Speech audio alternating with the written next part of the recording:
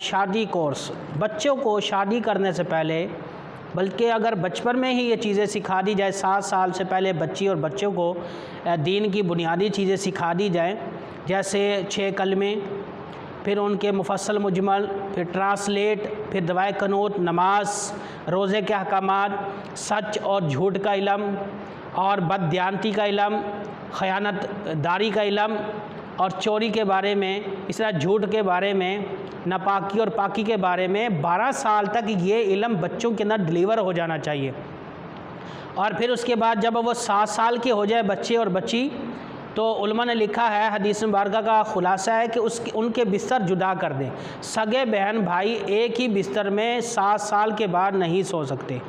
इसी तरह फिर 2 साल से ज़्यादा माँ, शादीशुदा जो लोग हैं, वो इस वीडियो को अगर देख रहे हैं, बहनें हैं या माएँ हैं या बंदे हैं, वो इन चीज़ों को गौर कीजिएगा कि वो 2 साल से ज़्यादा बच्ची हो या बच्चा दूध नहीं पिला सकते, अलाउ नहीं है, इजाज़त नहीं है, वरना आप गुनाहगार होंगे।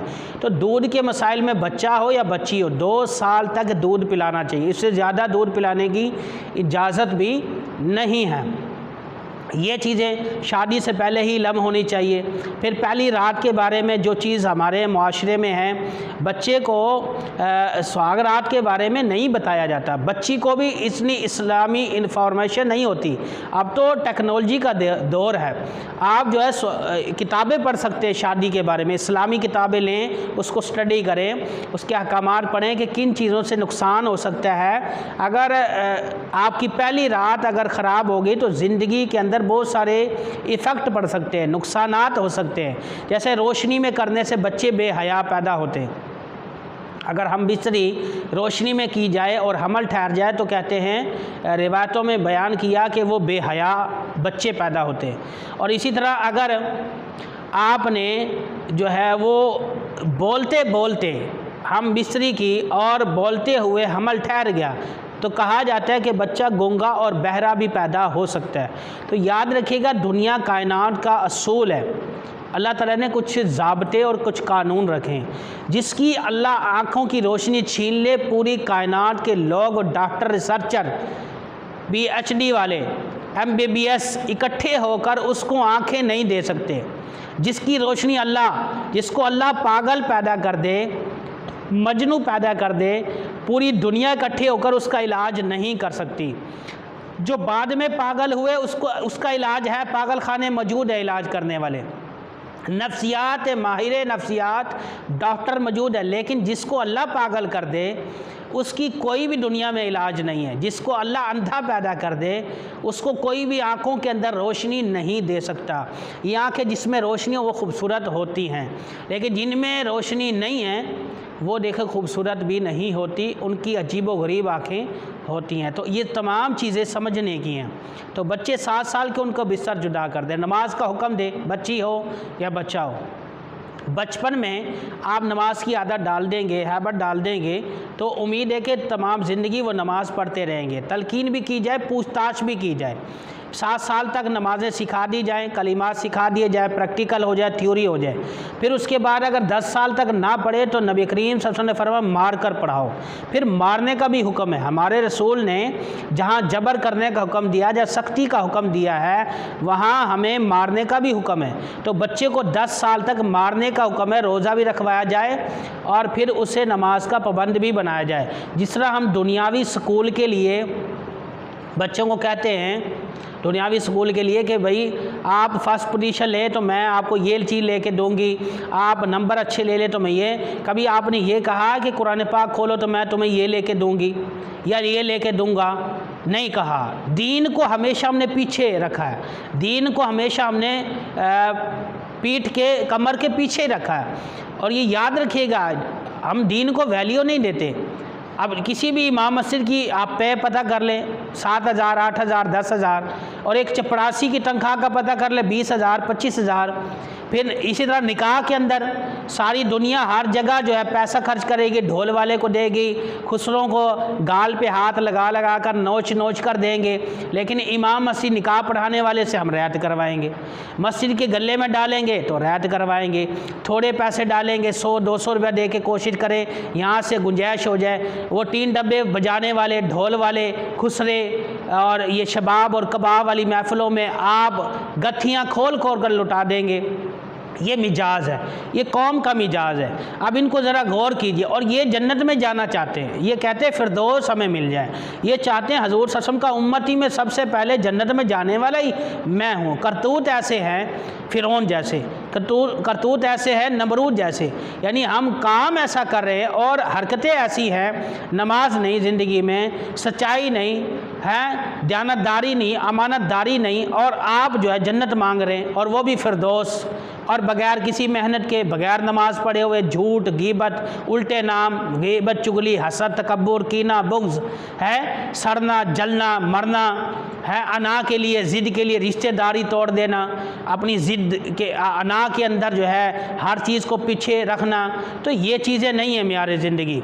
याद रखिएगा, कुछ अल्लाह ताला की तरफ से कानून और ज़ाब्ते हैं, तब हम कामयाब हो सकते हैं। तो मैं अर्ज़ कर रहा था 7 साल के बाद 10 साल तक अगर औलाद ना पढ़े तो मारने का भी हुक्म है, फिर मारें, सख्ती करें, और उन्हें जो है लालच भी दें, उन्हें समझाएं कि बेटा नमाज़ पढ़ोगे तो ये चीज़ मिलेगी, और फिर अगर तुम सच बोलोगे तो तुम्हें ये इनाम मिलेगा।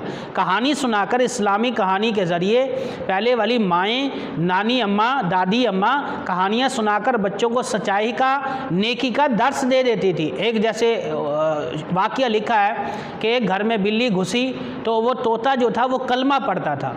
वो जैसी बिल्ली घुसी तो वो उसने झपटा मारा, तोता कलमा पढ़ना भूल गया, तो वो बंदा रोने लगा। किसी ने पूछा क्या हुआ, उसने कहा कि जब बिल्ली के खौफ से ये कलमा भूल गया तो मैं मौत के खौफ से कहीं मैं कलमा ना भूल जाऊं।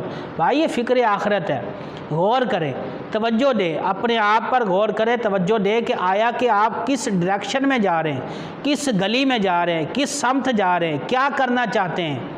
अपने बारे में कभी सोचा ही नहीं। अपने हाथ से दिया हुआ काम आएगा, याद रखिएगा, अपने हाथ से दिया हुआ, अपना किया हुआ काम आएगा आपका।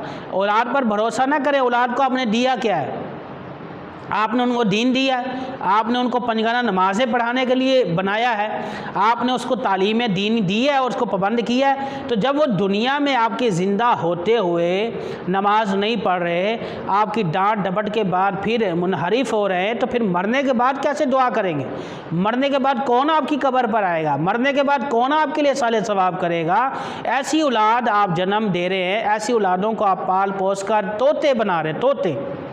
यूनिवर्सिटी और कॉलेज के बच्चे तो यकीन करें तोते हैं, रटे रटाए, उन्हें कोई अदब का पता नहीं, खाने का पता नहीं, अदब का पता नहीं, और दीनदार से मुलाकात का पता नहीं। वजह क्या है? हमने ये चीज़ें दीन से निकाल दी हैं। इस्लामियत को इख्तियारी रखा, इस्लामियत, इंग्लिश लाजमी मजमून, मैथ लाजमी, इस्लामियत इख्तियारी, मर्ज़ी है। उसमें भी बगैर तैयारी कहते हैं जी हम तो मुसलमान हैं, 100% नंबर ले आएंगे, और वो हमारी टीचरें भी कलमा गलत पढ़ रहा है, स्टूडेंट नंबर लगा देंगी।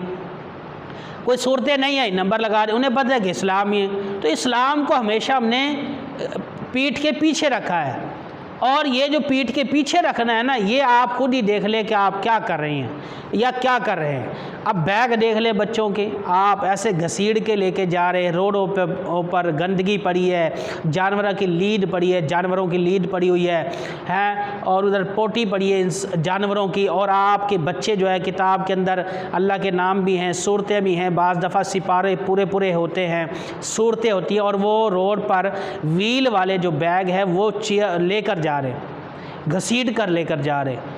मुझे बताया ये किसने लेकर दिए? आपने खुद लेकर दिए औलाद को, ऐसे बैग लेके दिए हैं, ना तरबियत की है, ना उन्हें समझाया है, पता नहीं किस तरीके से ज़िंदगी आप गुजार रहे हैं। और फिर आप चाहते भी है कि ये मौलाना और ये दाढ़ी वाले हमें ना समझाएं, हैं जुम्मे पे सबसे बाद में आना, जनाजे में टाइम नहीं है, कुलखानी में दिखावे के लिए जाना, रिश्तेदारियां निभाना, ये कोई म्यार ज़िंदगी नहीं है मेरे दोस्त। सच्चाई को आप नहीं, मेरे बोलने से कुछ नहीं होगा, सच्चाई को मैं नहीं ख़त्म कर सकता, रात रात ही है, दिन दिन ही है।